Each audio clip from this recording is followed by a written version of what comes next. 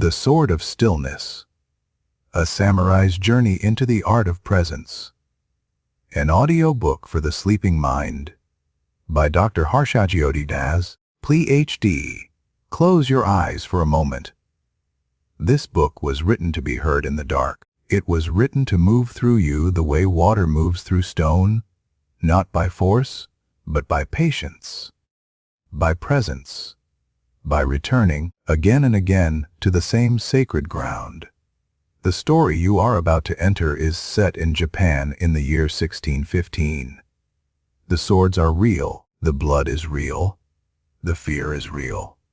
But the true teaching is timeless, because the enemy Takeshi faces is not standing in a dojo in the Edo period. That enemy is alive right now. Tonight, inside you. That enemy is your scattered mind. That enemy is the thought of 10 things when only one thing is before you. You do not need to do anything with this book, except receive it. Let the story carry you. Let the teachings enter slowly, the way smoke drifts into a quiet room. You do not need to force understanding. Understanding will find you in sleep, in stillness, in the space between one breath and the next. This is not a book about samurai. This is a book about you. I want to ask you something, and I want you to sit with it before you answer. How many times today was your body in one place and your mind somewhere else?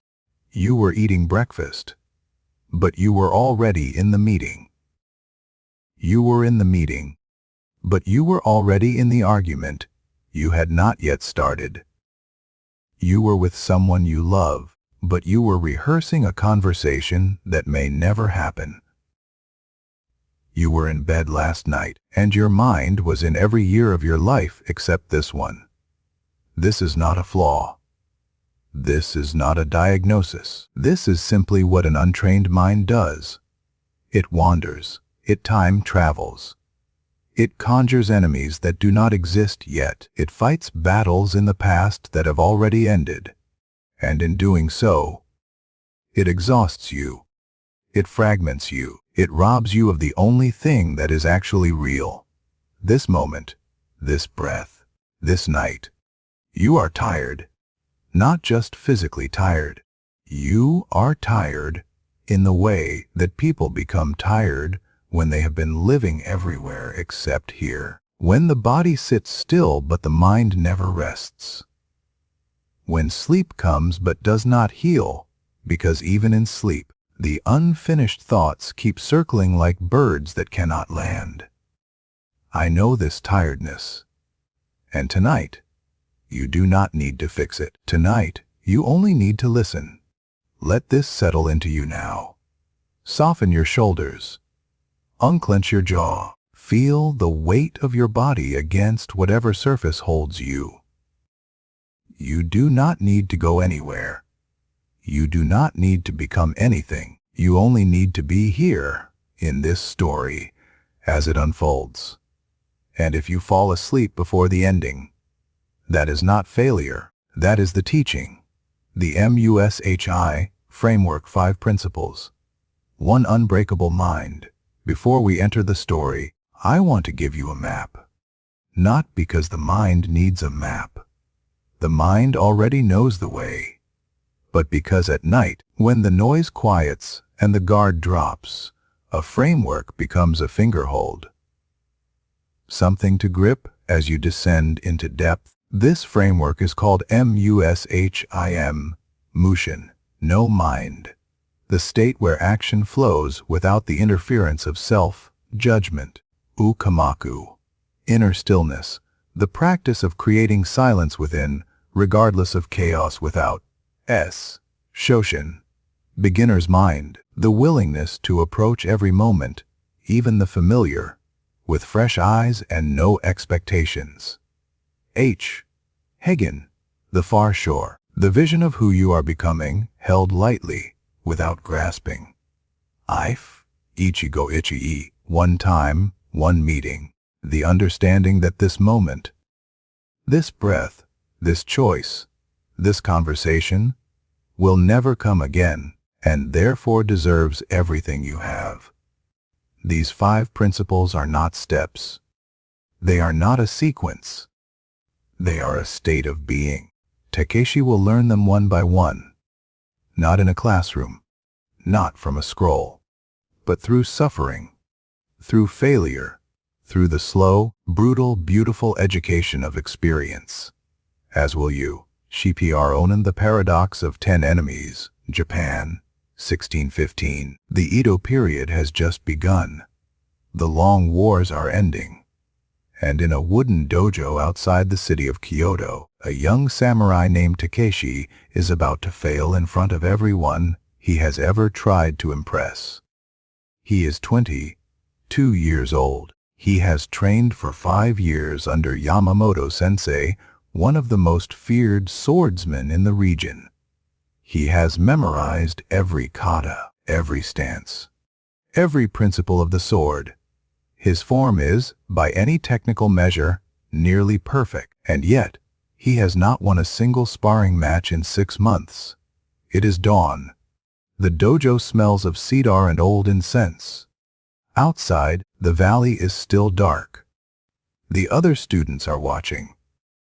Takeshi faces Kenji, a student who arrived 2 years after him, who trained half as long, who, by every external measure, should be less prepared. Kenji raises his bakken, and in the fraction of a second, before the match begins, Takeshi's mind does something it always does. It leaves. It races forward to the outcome. What happens if he loses again? What his fellow students will think? What Yamamoto-sensei will say? What it means about his 5 years of sacrifice? Whether he is simply not meant for this. Whether the other students laugh when he is not watching. Whether his father, who died believing Takeshi would become something great, would be ashamed. All of this happens in less than 1 second. And in that 1 second, Kenji moves. The match is over in 3 strikes. Takeshi did not even raise his sword. Yamamoto-sensei does not move from where he sits. He does not speak immediately. He lets the silence expand, the way a master lets discomfort do its work. Then, quietly, so quietly that only Takeshi can hear, he says, "You were fighting 10 enemies. That is why the first one defeated you." Takeshi does not understand. He wants to argue. He wants to explain. He wants to say, "I know the forms. I have studied harder than anyone here. I am technically superior." He wants to point to the years, the hours, the calluses on his hands. But Yamamoto-sensei is already walking away. And this is where the real teaching begins, because Yamamoto-sensei is describing something that science would not have words for until 4 centuries later. He is describing what modern neuroscience calls the default mode network.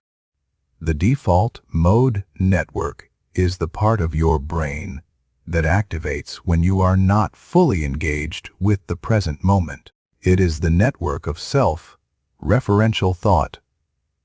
The inner narrator that reviews the past, rehearses the future, constructs scenarios, runs simulations, imagines threats, rehearses responses to threats that do not yet exist. It is not a problem. It is, in fact, one of the most sophisticated features of the human brain. But it is also the primary mechanism of suffering, because when the default mode network is running, when you are living in the narrative of your life, rather than the experience of it, you are not here. And the moment you are not here, whatever is actually in front of you defeats you. Not because you are weak, but because you are absent. Takeshi was not defeated by Kenji. He was defeated by his own mind. Let that land. Let that settle. Think about the last time something defeated you. Not a person, not a circumstance, but the story your mind was telling while the thing was happening. The fear of failure that arrived before failure was even possible. The catastrophizing that consumed the energy you needed to simply be present. This is the paradox of the 10 enemies. You can only fight the one in front of you, but an untrained mind will fight all 10 simultaneously and lose to all of them because it was fully present to none of them. That night, Takeshi does not sleep. He sits outside the dojo under a sky full of stars and asks himself a question he has never thought to ask in 5 years of training. What does it mean to actually be here? He does not know the answer yet, but the question has been planted, and a question planted in the soil of real desperation. Not intellectual curiosity, but the kind of desperation that comes from having failed in front of people who matter, grows fast. Take a breath now. Slow, full. Let your body settle a little deeper. The story is just beginning. CHFTR to WO Shoshin, the sacred broom. The next morning, Yamamoto-sensei does not give Takeshi a sword. He gives him a broom. Sweep the dojo, he says, every day, before training begins. After training ends, Takeshi stares at the broom. He is a samurai. He is here to master the sword, not to become a servant. His hands, which have thrown 1,000 strikes, which have bled and blistered and healed into something iron, close around the rough wooden handle, and he feels something he has not felt in years. Humiliation. This is the teaching. Shoshin means beginner's mind. It is a Zen concept, but it is also a neurological reality. When we believe we already know something, when we approach a task with the attitude of mastery rather than curiosity, the brain activates habitual neural pathways. It stops paying attention. It stops learning. It begins operating on autopilot. The expert's mind closes. The beginner's mind opens, and in the opening, presence becomes possible. Takeshi sweeps. He sweeps badly, at first, with fury in his arms, with resentment in each stroke. His mind full of argument. This is beneath me. This teaches me nothing. I came here to become a warrior, not a janitor. And Yamamoto-sensei watches and says nothing. On the third day, something shifts. It is not a dramatic shift. It is not a revelation. It is simply this. Takeshi is sweeping near the door, and a shaft of early morning light falls across the floor, and for a fraction of a second. Not because he was trying, not because he was practicing, not because he had followed some instruction. He is simply watching the dust rise in that light. The way it moves, the way each particle catches the beam and then drifts into shadow again. He is, for one unguarded second, entirely here. His mind is not in yesterday's defeat, not in tomorrow's sparring, not in the story of what it means to be a samurai holding a broom. He is simply watching dust in morning light. And in that second, the broom moves differently. The stroke comes from somewhere deeper. It is not mechanical. It is not angry. It is precise, intentional, alive. Yamamoto-sensei across the dojo allows himself the smallest smile. This is what Shoshin gives you. Not skill, not knowledge, not power. Permission. Permission to not already know.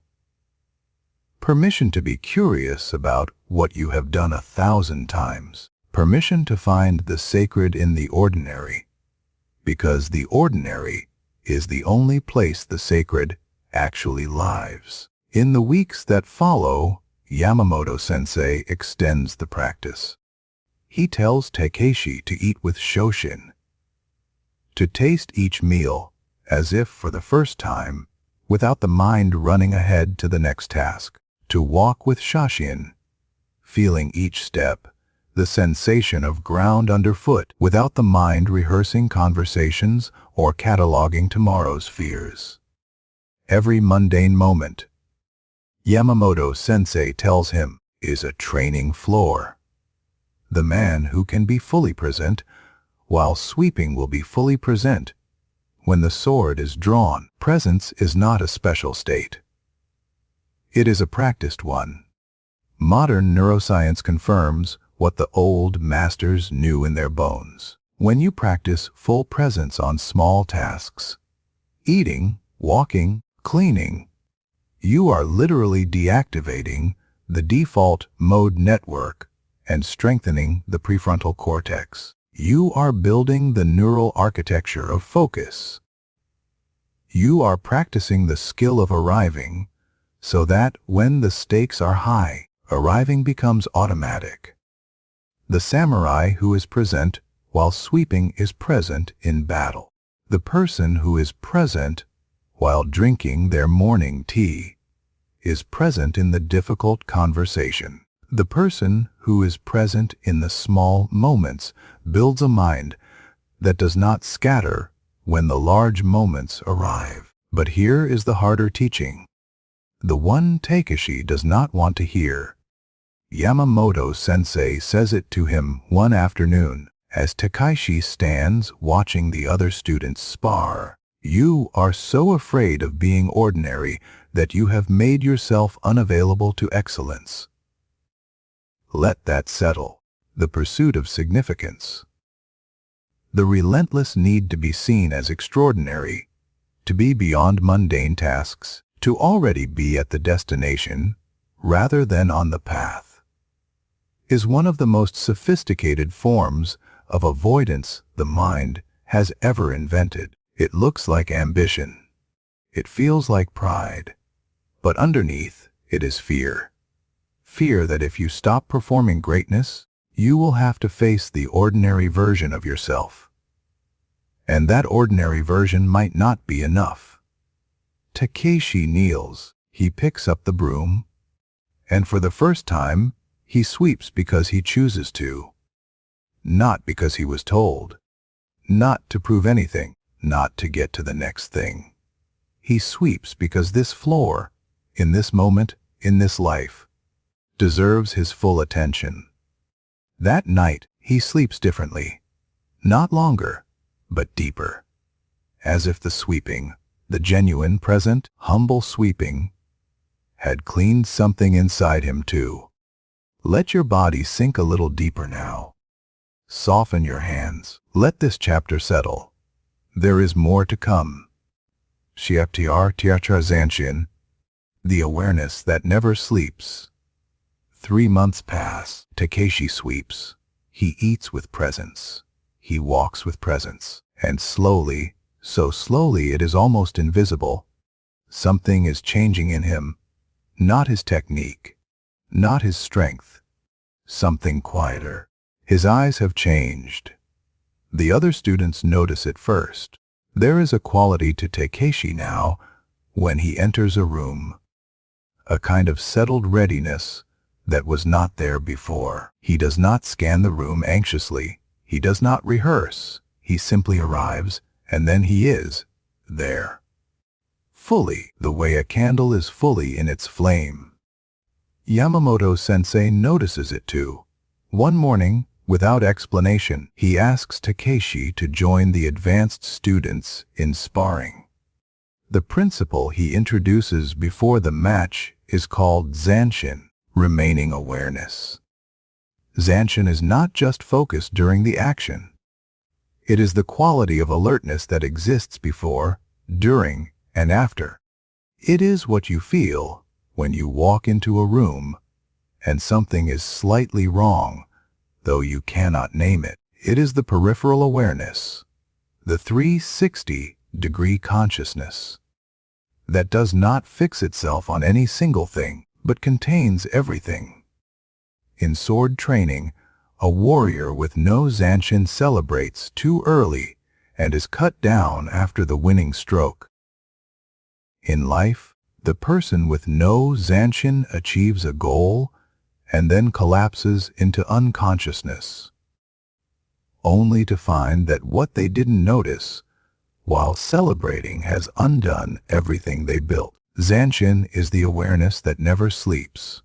Takeshi faces a student named Hiroshi. Hiroshi is bigger, faster, more experienced. In previous months, Hiroshi would have ended this match in seconds. But this time, Takeshi does something he has never done before in a sparring match. He stops trying to win. He does not try to read Hiroshi's next move. He does not run simulations. He does not consult his memory of Hiroshi's patterns. He simply receives. He opens the field of his awareness to include everything. Hiroshi's weight distribution, the slight tension in his left shoulder, the quality of his breath, the way his eyes fix on Takeshi's center. He feels the air between them. He feels his own feet against the ground. He is, in the truest sense, nowhere else. The match lasts 4 minutes, the longest Takeshi has ever survived against Hiroshi. He does not win, but when Hiroshi's strike finally comes, Takeshi moves a fraction before it lands. Not because he predicted it, not because he calculated it, because his body, his fully present, fully awake, completely inhabited body, simply responded. Yamamoto-sensei stands. What was different? He asks. Takeshi thinks for a long moment, then says, I was watching without wanting anything from what I saw. A Yamamoto-sensei bows his head. A small, slow bow, the kind that costs something. This is the paradox of Zanshin. The moment you want something from your awareness, the moment you need it to deliver a particular outcome, it narrows, it collapses, it becomes no longer awareness, but anxiety with better posture. True alertness is selfless. It is curiosity without agenda, attention without demand. Think about the last time you were truly, completely present with another person, not waiting for your turn to speak, not constructing your response, not evaluating whether this conversation is worth your time, simply receiving them, letting what they are saying actually land, watching their face, hearing the thing beneath the words. How rare that is, and how much people feel it when it happens. Zanshin is not just a warrior's skill. It is the skill that makes every human encounter feel like it matters. Because it does. Because it only happens once. Breathe. Let your awareness soften and expand. Notice the sounds around you, not with judgment, not with the need to identify or respond. Simply notice. The way Takeshi noticed dust in morning light. This is the beginning of Zanshin. Even here. Even now. CATR for Fudoshin. The immovable mind. 6 months into Takeshi's new training, Yamamoto-sensei does something unexpected. He takes Takeshi to a market. Not a dojo, not a temple. A noisy, crowded, chaotic market in the center of Kyoto. Merchants shouting. Animals. Smoke from food stalls. The press of bodies. Crying children. Arguments at every corner. Walk through it, Yamamoto-sensei says. Do not hurry. Do not become it. Come out the other side unchanged. Then he disappears. This is the teaching of Fudoshin, the immovable mind. Fudoshin is not hardness. It is not the refusal to feel. It is not the samurai cliché of the stone-faced warrior who feels nothing. Fudoshin is something far more sophisticated, the capacity to be moved without being swept away. To feel everything fully. The fear, the excitement, the irritation, the desire. And remain the one who is feeling it rather than becoming it. Takeshi enters the market. Within 3 minutes, a merchant shoves him. Within 5, a child runs into his legs. Within 10, a dog nearly knocks him down. Within 15, the noise is so intense that his mind begins its old scrambling. The simulation, the commentary, the need to escape, to assess, to prepare for threat. He stops walking. He stands in the exact center of the chaos, and he does something Yamamoto-sensei never explicitly taught him. He simply lets it be chaotic. He stops trying to manage it. He stops trying to filter it. He lets the noise be noise. He lets the press of people be what it is. He does not harden against it. He does not try to rise above it. He simply roots, like a tree in a storm. The tree does not fight the wind. The tree does not pretend the wind is not there. The tree bends, sometimes dramatically, but the roots hold, and when the storm passes, the tree is still standing, and it is stronger for the bending. This is Fudoshin, not the refusal to be affected. The willingness to be affected without losing your root. Modern psychology has a name for what Takeshi is practicing. It is called affect tolerance, the capacity to experience difficult emotions without being overwhelmed by them or suppressing them. It is also called emotional regulation, and it is, according to decades of research, one of the single greatest predictors of psychological well-being and high performance. People who can feel fear without being controlled by it make better decisions. People who can feel anger without acting from it build better relationships. People who can feel desire without being enslaved by it create more meaningful lives. The immovable mind is not a mind that refuses to feel. It is a mind that has learned to be larger than its feelings, to contain them rather than be contained by them. Takeshi walks through the entire market. He is jostled. He is pushed. Once, a man screams directly at him in a dispute he is not part of. He feels his pulse rise. He feels the old reflex, the hardening, the preparing, the story-making. But he breathes, and he walks, and he comes out the other side. Yamamoto-sensei is waiting at the edge of the market. "What did you feel?" he asks. "Everything," Takeshi says. "I felt everything." "Good," says Yamamoto-sensei. "Now you know that you can. Let that arrive." The fear was never that you would feel too much. The fear was that if you felt it, it would destroy you. And this fear, this lie, has cost you more than the thing you were afraid of ever could. You can feel everything, and you can remain yourself. This is Fudoshin. This is the immovable mind, not stone, roots. CF Tier 5E, the real examination. Presence under fire. The examination comes on a morning in autumn. Takeshi does not know it is coming. That is part of the design. He is summoned to the main training hall before the other students arrive. The hall is empty except for Yamamoto-sensei, standing at the center with a real steel katana in his hands. In Takeshi's hands, a bakken, a wooden practice sword. Takeshi understands immediately. This is no ordinary sparring. A real blade against a wooden one is not a test of technique. It cannot be. The moment technique enters the equation, the mind leaves the body, and the body dies. This is a test of presence, pure and absolute. This match has one rule, Yamamoto-sensei says. His voice is entirely calm. There are no rules. He raises the katana. What happens next is not what either of them expects. Takeshi does not freeze. He does not flood with panic. He does not run simulations or consult his training or rehearse kata. He simply watches. His awareness expands the way it learned to expand in the market, in the dojo, over the broom, over the bowl of rice. He takes in the whole room.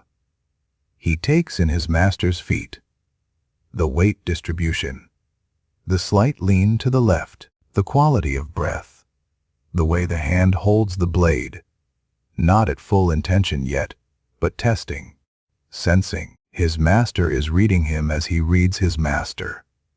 They stand in this mutual presence for a long moment, and then Yamamoto-sensei does something subtle.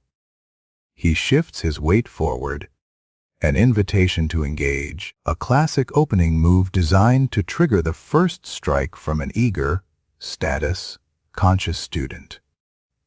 Takeshi does not move. He sees it for what it is.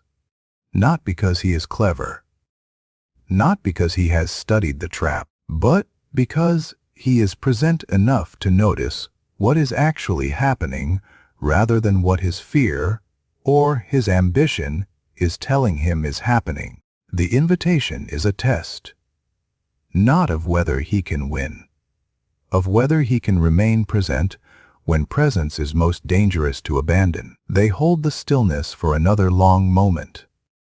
Then Yamamoto-sensei lowers the blade. He says only this, "You are ready." Takeshi does not feel what he expected to feel. He expected joy, relief, the sweet vindication of 5 years and 100 defeats and 1,000 hours of sweeping floors. He feels quiet, a deep, wide, unfamiliar quiet, like a river that has finally found its valley. This is what mastery actually feels like. Not the fireworks, not the ceremony, not the recognition, just quiet. The quiet of a self that no longer needs to prove anything, because it has discovered something worth inhabiting. Notice, if you can, where in your body you are holding tension right now. Your chest, your shoulders, your jaw, the back of your eyes. This tension is the body's memory of a performance it has been preparing for. The performance of being adequate, of being worthy, of being enough. What if, just for tonight, you stop performing? What if you were just in this moment, simply present, with no audience, no grade, no outcome, just here, just this? CFTR 6 Light Mount Koya. The teaching of silence. Yamamoto-sensei sends Takeshi away. 3 days after the examination, he gives him a letter, a direction, and 3 words. Go find Aiku.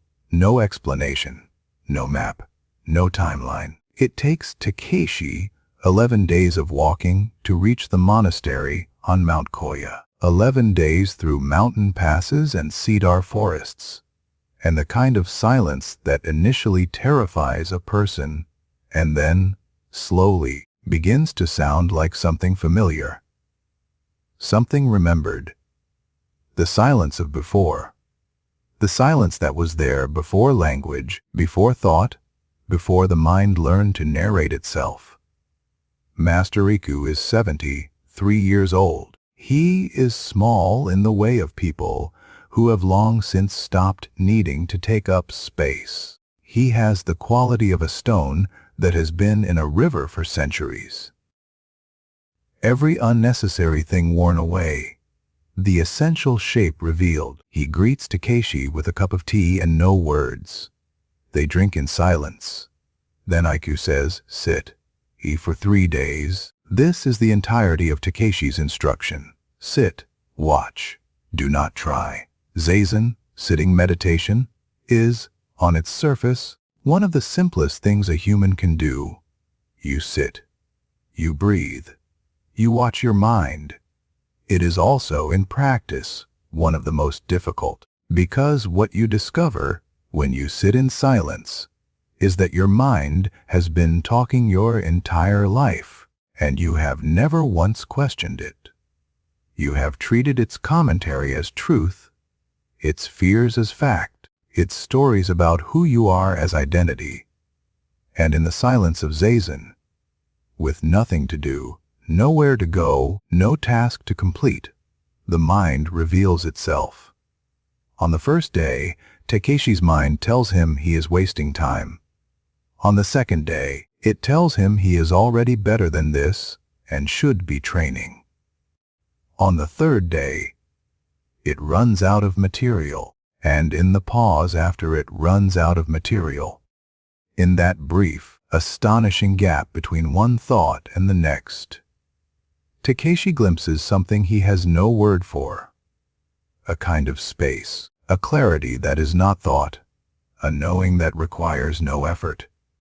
Master Aiku watches this happen. He says nothing. That evening, he speaks for the first time since the tea. Thoughts are clouds. You are the sky. The clouds do not define the sky, no matter how dark they are. They pass. The sky remains. This is the teaching of Mushin, no mind, not the absence of thought, but the non-identification with thought. The discovery that you are not the voice in your head. You are the awareness that hears it. This is one of the most radical shifts a human being can make, because most of us, most of the time, live inside the narrative. We are the characters in the story our minds are telling, not the author, not the one who watches. And when the story says we are afraid, we are afraid. When it says we are worthless, we believe it. When it says something terrible is about to happen, we prepare for something terrible, whether or not it ever arrives. But if you can step back, even a fraction, even for one conscious breath, and recognize this is a thought, not a fact. This is a cloud, not the sky. I am the one who notices this thought, not the thought itself. Everything changes, not dramatically, quietly. The way a room changes when you find the light switch in the dark. Take a breath now, slow and full, and on the exhale, ask yourself who is the one doing the breathing, not the breath. The one who is aware of it, that presence, that quiet, aware, undisturbed presence, is what the masters have always called the sky. And it has never, not even once in your life, been absent. It has only been forgotten. Chetr Cvn go Hye, the unrepeatable moment. Takeshi spends 40 days on Mount Koya. In that time, he meditates. He carries water. He maintains the garden.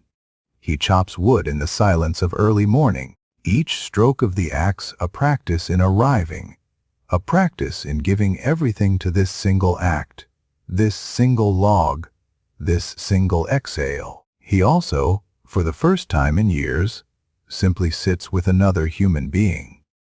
Master Aiku is not a warrior. He is not interested in swords or strategy or the politics of the Edo period. He is interested in one thing only, the quality of a human presence. Whether someone is here or not. Whether the light in their eyes is the light of genuine arrival or the dim flicker of a mind that is mostly somewhere else. One evening, sitting by a small fire, he tells Takeshi the philosophy of Ichi, go Ichi, one time, one meeting. This conversation, Master Ikkyu says, is the only time this conversation will ever happen. You will never again be exactly who you are tonight. I will never again be exactly who I am tonight.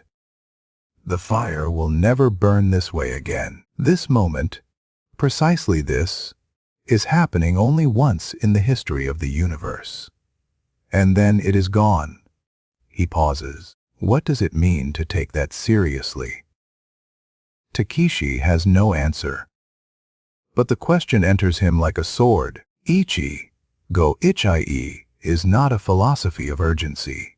It is not an argument for cramming every moment with activity or meaning or significance. It is, paradoxically, an argument for slowness, for complete arrival, for the willingness to give this moment, This meal, this conversation, this breath, this walk, this unremarkable Tuesday afternoon.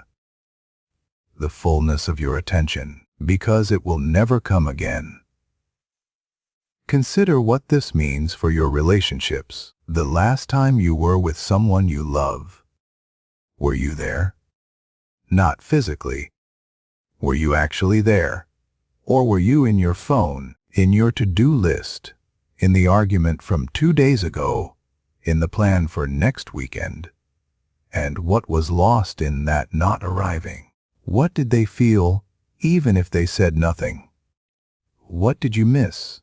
We spend enormous energy constructing a meaningful life. Building, achieving, acquiring, relating, and almost no energy simply being present inside the life we have already built. The house exists, we are in it. But are we home? The relationship exists, we are in it. But are we there? Ichi asks you to be home. Not later, not when things settle. Not when you finish the project or reach the goal or resolve the uncertainty. Now. Here. This. On his last night on the mountain, Takeshi sits alone in the garden. He watches the moon. He does not think about his master. He does not rehearse his return. He does not plan his next move. He watches the moon, and the moon, indifferent, ancient, unchanged, watches back. This moment is happening only once in the history of the universe. So is this one. And this one. Let your shoulders fall. Let this night be what it is. You are here. That is everything. See Hoptreig the 5 bandits. Presence as a weapon. The final test does not come in a dojo. It comes on a mountain road 2 days before Takeshi reaches Kyoto. He is traveling alone. No sword. He left it at the monastery with Master Aiku, who said only, return for it when you need it. You will know. He carries only a small pack. His hands are empty. The 5 men appear from the trees at dusk. They are bandits.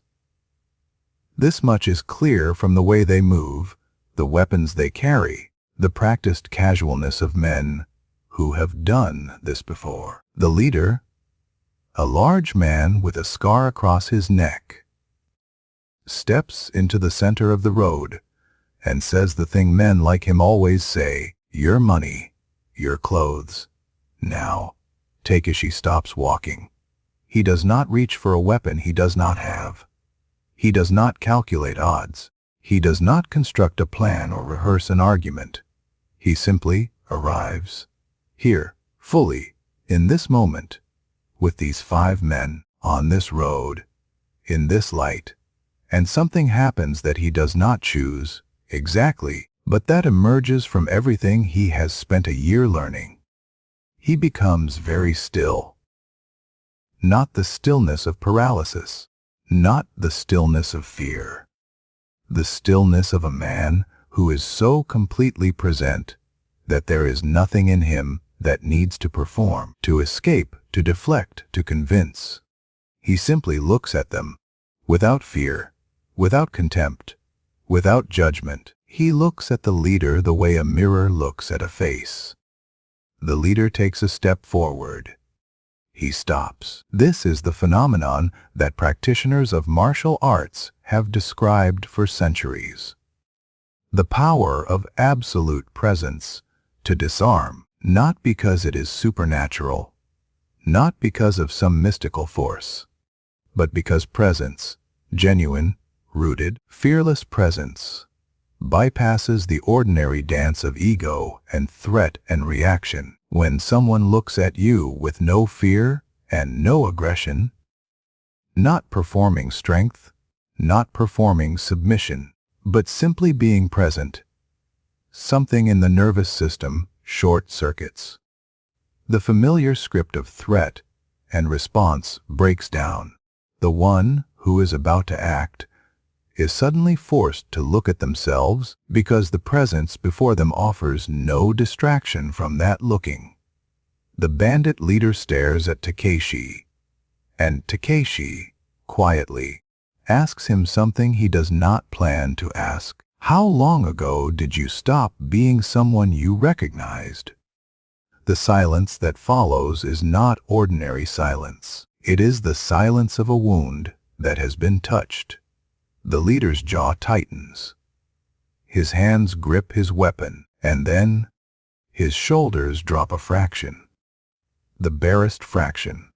The unconscious surrender of a man who has been seen. He does not attack.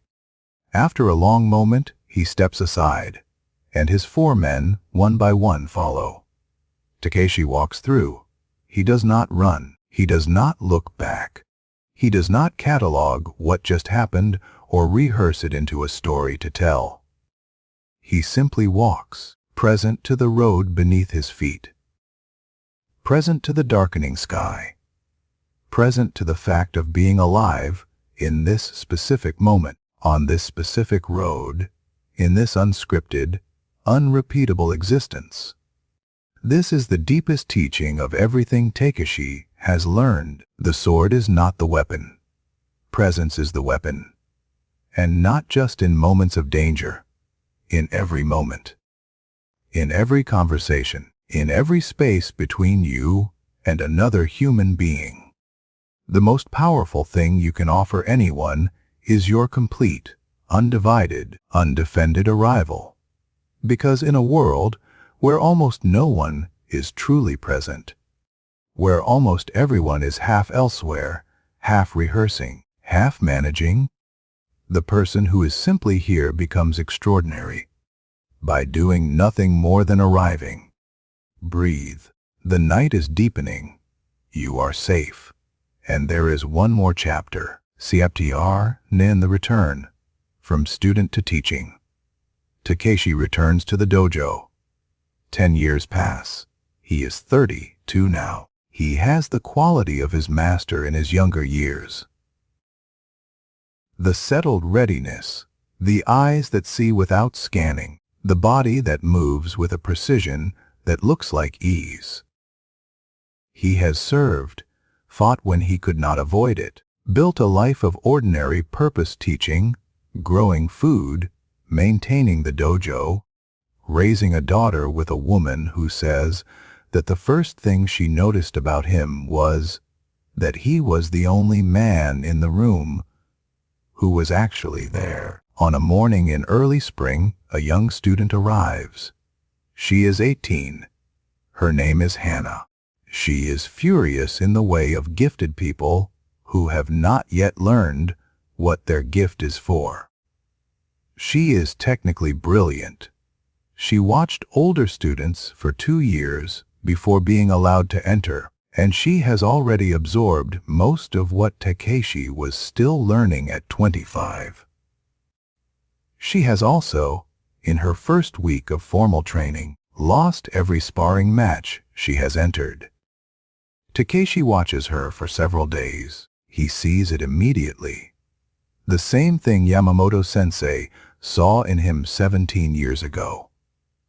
The mind that is everywhere except here. The ambition that has outpaced the presence. The technique perfected in the imagination, but not yet grounded in the body's actual reality. He does not say any of this. He hands her a broom. She looks at the broom, then at him. Her jaw sets in the way of a person who has been insulted. Takeshi recognizes this look.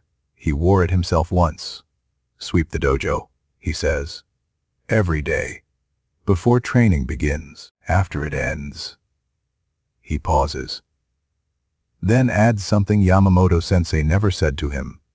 Something he only understood after the bandits, after the 40 days on the mountain, after the years of his own practice. The broom is not punishment. The broom is the entire teaching. When you can sweep with the same presence you want to carry into battle. When ordinary things receive the extraordinary attention you currently reserve only for moments you have decided matter. Then you would have learned the only thing that cannot be faked, borrowed, or taken from you. Hana stares at the broom for a long time. Then she picks it up, and the cycle continues.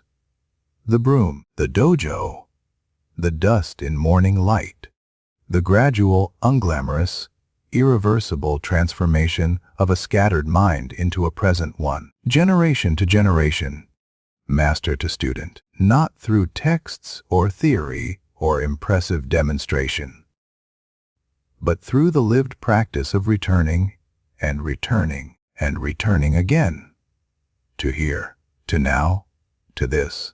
This is how presence propagates, not through instruction, through contagion. When you are truly present with someone, something in them remembers presence. When you arrive completely in a room, the room changes. When you give this moment everything you have, not because someone is watching, not because it will be remembered, but simply because it is happening and therefore deserves it, you become part of the chain. A chain that goes back through Takeshi, through Yamamoto-sensei, through Master Iku, through every human who ever sat under a tree, or watched dust in morning light, or found the sky within their own mind and recognized, with the quiet shock of something already known, that this moment is all there is. And it is enough. It is, in fact, everything.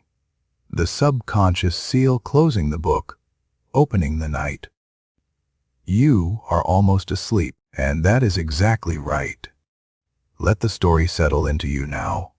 Not as information, but as texture. Not as lessons to remember, but as something that has entered the body. The way warmth enters cold hands. You do not need to carry Takeshi's journey consciously. Your mind will do that work tonight, in the dark, in the space between thought and dream, where the deepest reorganizations happen. Your subconscious mind is extraordinarily intelligent. It is, right now, already sorting, already filing, already beginning the slow, quiet work of making the new map of yourself, not the self that scatters. Not the self that fights 10 enemies at once. Not the self that is half present in every room it enters. The self that arrives. Let that sink in now. Let it settle into the place beneath words. You are learning to sweep with Shoshin. The beginner's mind that finds the sacred in the ordinary, that approaches each moment without the weight of what you already think you know. You are learning Zanshin, the remaining awareness, the quality of presence that does not fix itself on one thing, but receives everything, wide and quiet and awake. You are learning Fudoshin, the immovable mind. Not the mind that refuses to feel, but the mind that can feel everything and still remain rooted. Like a tree in a storm, still standing, still itself. You are learning Mushin, the no mind, the sky, the awareness that watches thought without being thought. You are not the voice, you are the silence that hears it, and you are learning Ichi, go Ichi-you, the irreplaceable, unrepeatable gift of this moment, this breath, this night, this version of yourself, exactly as you are. Let your body become heavy. Let your thoughts become slow. Let the river of your mind find its valley. Tonight, your nervous system is calming. Your brain is consolidating. Your identity is quietly, irreversibly shifting toward a self that is grounded, present, and free from the tyranny of a mind that never lands. You do not need to do anything with this. You only need to let it happen. Sleep will carry the rest. The subconscious does not need your effort. It only needs your permission. And in this breath, you give it. If this story moved something in you, leave these words in the comments. I am here. The sword was never the weapon. The sword was the reminder. Presence is the weapon, and you have always had it.